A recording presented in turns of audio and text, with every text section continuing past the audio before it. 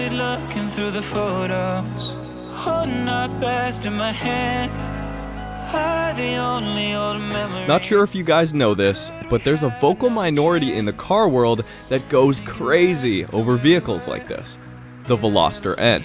Its goal is simple, to challenge the rest of the small, turbocharged, manual gearbox hatchbacks in a war of adrenaline, durability, excitement, and innovation. The battle's as old as time, but in an age of SUVs and crossovers, I refuse to take a new contender like this for granted. Let's go for a drive.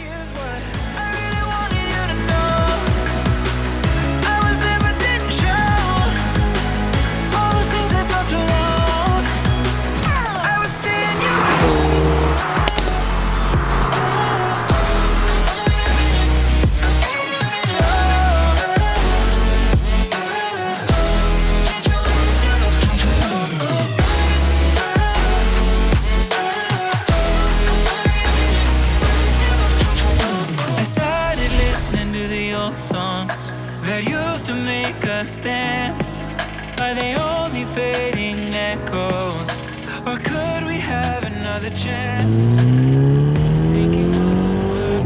Here it is, you guys, one of the most exciting brand new hot hatches on the market, the 2019 Hyundai Veloster N, here on Roads Untraveled. My name is Marcus. We're going to take it for a little bit of a spin, show you all the features inside and out, and take it on some back roads to truly showcase what this car can do and show you guys and ask the question, is this worth your money compared to a few of the other hot hatches on the market? Let's go for a drive.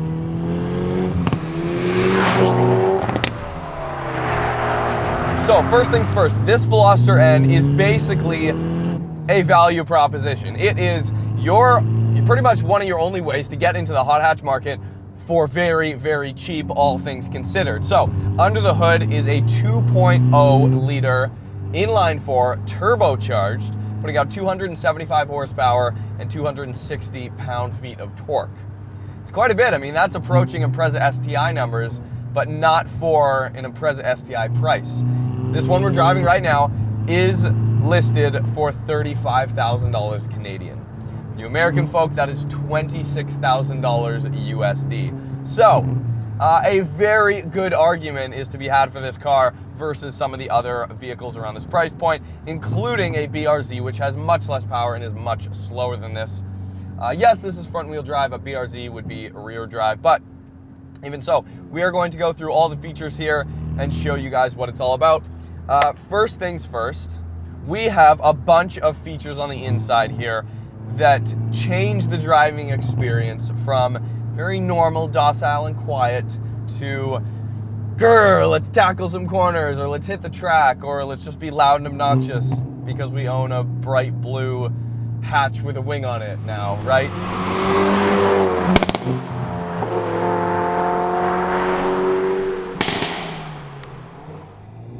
So we can start out in normal mode here, and as you can hear, or as you cannot hear, the exhaust is very quiet. It's very quiet on the inside here. There's a little bit of road noise in here, but of course, costs have to be cut somewhere. It's not overbearing though. It's not too bad. And the steering gets very light. It's just very normal, very light, easy to drive. The shifter is very light too as well. And then everything breaks loose. And you have soft suspension as well. The car is very compliant. Fairly soft suspension in normal mode. It's still stiff. It's still very stiff in normal mode. Not quite as bad as a Focus RS in normal suspension mode. Those you cannot even get anywhere close to what I would consider a daily drivable suspension on the road in stock form, but very quiet even when you get into boost in normal mode. But you can hit this drive mode here and just easily with one touch of a button go into sport mode, which gets you kind of half the way there as far as the sports hatch driving experience is concerned. And then you hit this race button on the side here and you can go into N mode and you can configure all of everything in the car. Everything has its own separate configuration. So if you want the throttle response to be kind of slower and more lethargic, you can put that in normal. I prefer just to have it in Sport Plus. You can change the rev matching. It has automatic downshift rev matching, right? So if we don't have it on, then you would basically blip the throttle as you normally would, but it's on right now. So without touching the gas here, it will just automatically do a perfect downshift every time and unleash that Sport Plus exhaust. That's our next setting. We also have a electronically controlled limited slip differential. Thank you, Hyundai. Thank you so much. I know that was one of the criticisms I had with the Elantra GT N line. Just a little bit more budget than this. That's their very, very like entry-level hot hatch. This is the most performance car they make currently.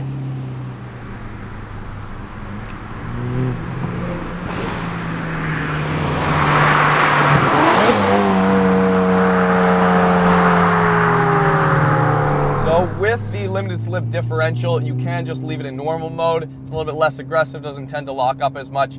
Just for normal driving, that's probably what you should do. Sport is where I like to keep pretty much everything. Not everything, and I'll get to that. Exhaust sound, you don't just have quiet and loud, you have normal, Sport, and Sport Plus. So normal is like the quietest that I just showed you. Sport is pretty much just adds a little bit of bass to it. It opens up a little bit, but there's no real cracks or pops or anything. And then Sport Plus, you get the full beans. You get cracks and popples. You get cracks and pops and everything like that. It is obnoxious. And if you live around here in Vancouver, there's a big war on modified cars currently going on in Vancouver. That's legit. They are cracking down an insane amount. Even if you have a factory car like this with a factory exhaust, they will give you a vehicle inspection and you will not be able to get your car back on the road until you fix it. But this is a factory car. So that's how loud this car is in Sport Plus with the exhaust. It's definitely loud enough to get your car either towed or get a vehicle inspection notice from the police here in Vancouver, which is hilarious because it's not that loud, but it's just, the pops are a little bit obnoxious, but I love it. I mean, if you're gonna make a hot hatch like this, Hyundai, in my opinion, in this marketplace, absolutely has to stand out, and that's one of the things that I think definitely helps this car stand out. Chassis, we have suspension. I leave this in normal mode. I never put it in, well, I have put it in Sport Plus, just to see how it was. Very incredibly stiff in Sport Plus.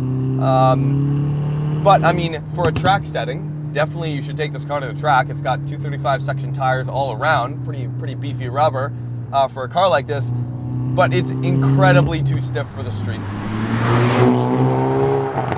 So what I found after about a week of driving this is my preferred experience with this vehicle in any conditions, even if I'm like in traffic, I leave everything in Sport Plus except for the suspension. I always keep that in normal.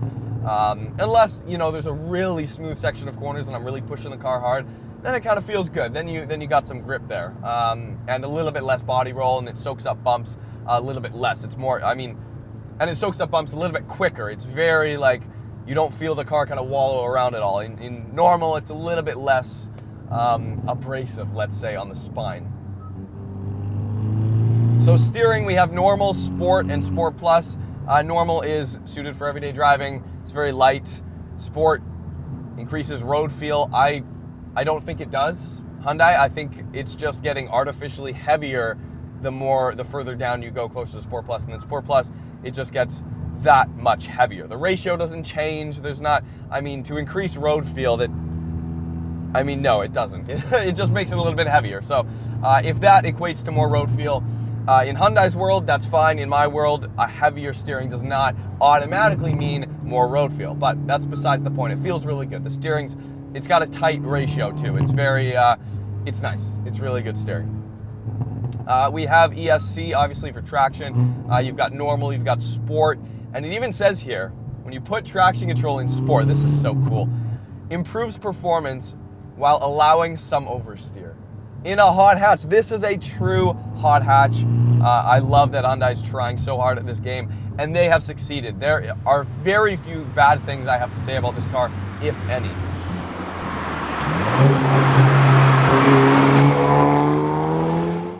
Done with the settings. There are so much. Honestly, it's a lot to take in. But once you put everything in there, you can just hit drive mode, go back to normal, and then you can go back into your N custom mode, and everything's how you left it. So you start up the car, any other person could drive it normally, and then you could hit the N button and get into your preferred driving mode. So the N also comes with a bunch of this N badging all around, which Hyundai kind of advertises as like an exclusive thing on their website. It's kind of cool, you know, they're trying to have their AMG, their M, their Ford Performance or whatever, SVT, of the Hyundai world. And I think, you know, they've done a pretty good job. I think this is the first time they've kind of nailed it with any of their cars. This is a full-fledged performance model, a cut above any other Veloster. You also do get these awesome seatbelts. I really like this. The color of this car is sick. We've gotten some, you know, some hit or miss opinions on the color of this vehicle. I love it. It's good. You know, it's not just trying to go for the World Rally blue. It's a little bit of a lighter blue. And then you've got the red pinstripes kind of around red accents on the front and the sides. I showed this car to my friend Sid. I pulled up to his driveway. We went for a little bit of a rip. And he was like, this is the Performante of the Korean car world. This is the Performante of a Hyundai. And I'm like, yeah, you're totally right. For better or for worse, it's pretty hilarious. And the best part is this car doesn't take itself too seriously. You know, it really doesn't. It has a little bit of humor to it and playfulness, which I thoroughly enjoy. So, the engine. Another thing I've got to mention right before we get into the engine is this rev light setup on the gauge cluster. I love it. It's got rev lights for the red line, just like a race car. Ferrari generally puts them on the steering wheel, but Hyundai has decided to put them in the gauge cluster. They are physical lights. It's not on an LED screen. I love it. Such a cool, you know, it's touches like that that really make this car stand apart from a GTI, which is, you know, one of this car's main competitors, and I think that's what Hyundai needs to really stand apart, and they've done a fairly good job here in doing so.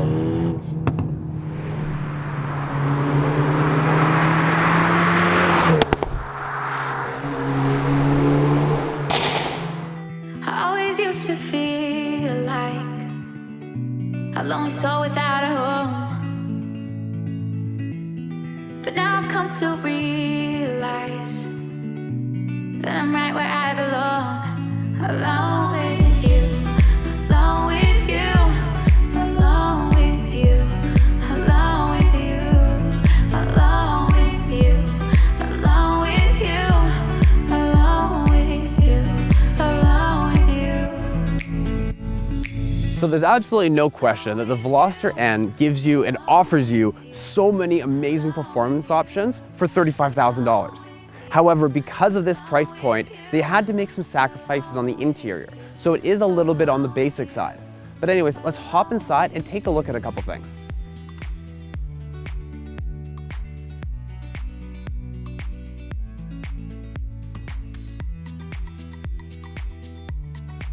Alright, so as soon as you sit inside the Veloster N, the first thing you realize is that it's pretty basic. There's nothing too special going on here. All the essentials are here, but they didn't really go over the top with making the most luxurious interior. Now, with the Mazda 3, it's fully loaded, it's around the same price point. So with that, you get a lot more luxuries on the inside.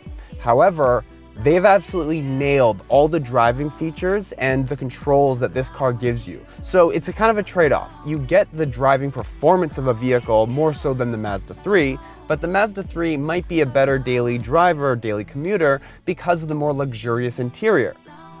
However, Hyundai has actually done a great job here with these subtle design cues, whether it be the blue seatbelts, which I think look absolutely amazing, or just a little bit of blue stitching along the seats. They've really incorporated a nice subtle taste in the inside of the car. So even though it is basic, it still looks modern and it looks fresh.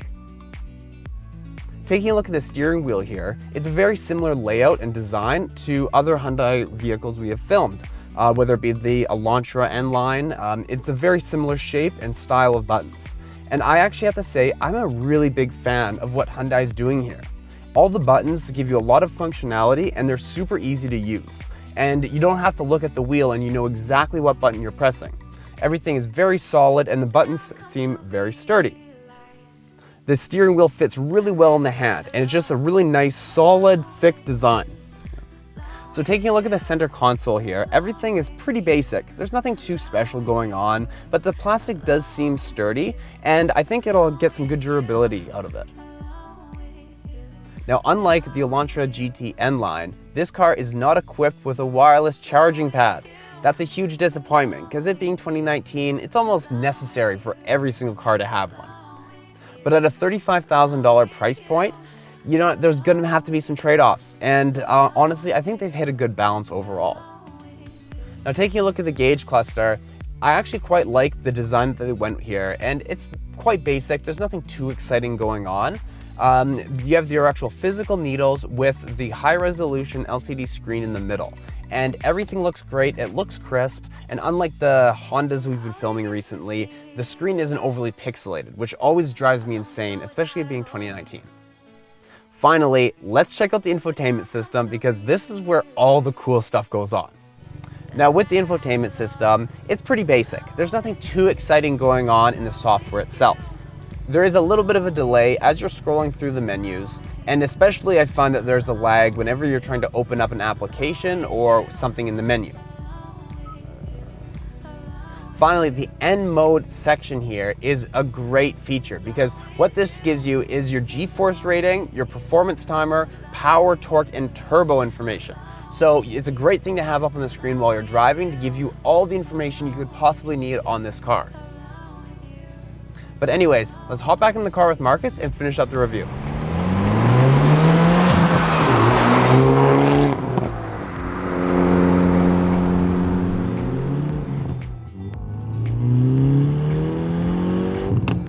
All right, so this car is very torquey. It is a very torquey engine. You do not need to shift to that red line, although power does seem to carry. It definitely flattens out a little bit, like if you were to look at a dyno graph near the top end, but it is a treat to shift, especially around the city, which is where this car honestly shines, like in the back roads, in the very tight back roads, and just kind of around the city to kind of spice up your just day-to-day average commute. Because it is such a torquey engine, you do not have to rev it out, and the turbo spools up very quick and provides you with, you know, quite the thrust in your back. Like it'll really throw you back in your seat and get you going. There is a little bit of torque steer, which kind of makes it fun too. Pulls a little bit to the right under hard acceleration, but not as much as I would have expected, and definitely the LSD helps with that. Great gear ratios. It does have a 6-speed, so you get decent fuel economy on the freeway when you're out of boost. But yeah, the turbo spools up great. You've got your torque figure displayed in real time, how much torque you're making, as well as the amount of boost running through the turbo down here. But you're not paying attention to any of that, you guys. You're really not. You are engaged fully in a driving experience. Oh, I'm in love with that exhaust. This car is ready for you from the factory. You don't need coilovers, you don't need wheels, you don't need an aftermarket exhaust system. It has everything. Everything.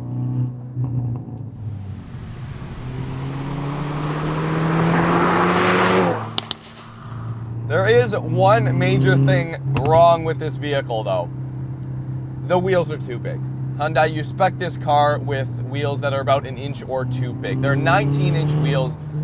First off, they look a little bit too large for this car, and I get low-profile tires are all the rage. You know, it looks better in some people's eyes, but it makes the ride quality poor. A bigger wheel with less sidewall makes the ride quality worse than it needs to be. Just such a big sacrifice in a car like this, and this car is so close to coming on perfection, and I would definitely have this over a GTI. That's just me. It has more character than a GTI. It just has more, it's more alive. It feels a little bit more alive than a GTI. A GTI is a little bit more serious. It's got to get the job done with precision. The Hyundai Veloster N just lets you kind of toss it around and have fun. You know, it doesn't really care how you toss it around. It doesn't have a preset list of things that it needs to get done. And I think Hyundai went a little bit too far with the wheels in that regard. And that is why I say, like, I keep the suspension in normal, and even in normal, it's still a little bit stiff. I would be worried about cracking one of these wheels and getting a puncture on a pothole.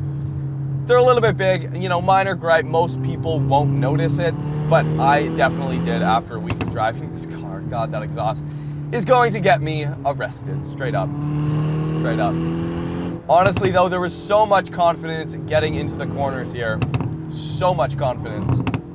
Rev matching's easy. And you don't have to look down because you've got those shift lights. Marvelous Hyundai. I love it. I love it. I never thought I would say it. 10 years ago, when I first started driving, if you would have told me, or if you would have asked me, would I want to drive a Hyundai, I would have said no. There is nothing that Hyundai makes that I want to drive. But they do. They make multiple vehicles that are actually really great. And this is one of them. This is the best vehicle Hyundai makes right now for the sports car enthusiast. The interior is not quite up to spec to the GTI. That is definitely one area where the GTI kind of takes over.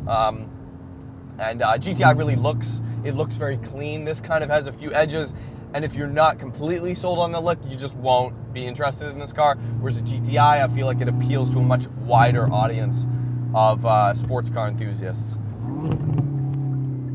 I'm rev matching the car, by the way. This is not automatic rev matching. Although, it's very tempting to get used to automatic rev matching, and I will put it on for the ending of this video, because it does really just nail the downshifts every single time, and then you can boot it. Boom, crackle.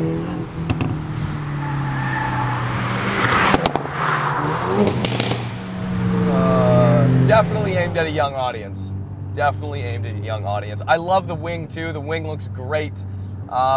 It's heinous enough to the point where it matches with the rest of the car's attitude, but it's not to the level of the Civic Type R, which I think kind of went wrong in some areas of the styling department. Now this, don't get me wrong, the styling of this car is not perfect. I'm not sold on this whole, we've got one door on this side and two doors on this side. What is that about, Hyundai? I don't know what that's about. It looks very strange to have the driver door be way longer in length than the passenger door. And when you look at the car from that side, I mean, it looks like a two-door hatch, so you don't really see the back door. They've gone ahead and, like, on purpose, gone ahead and concealed the look of the back door somewhat, so you just see this door on the passenger side that looks way too short for the car.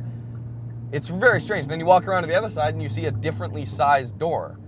I don't know. It doesn't really matter, but yeah, it's kind of weird. I don't know.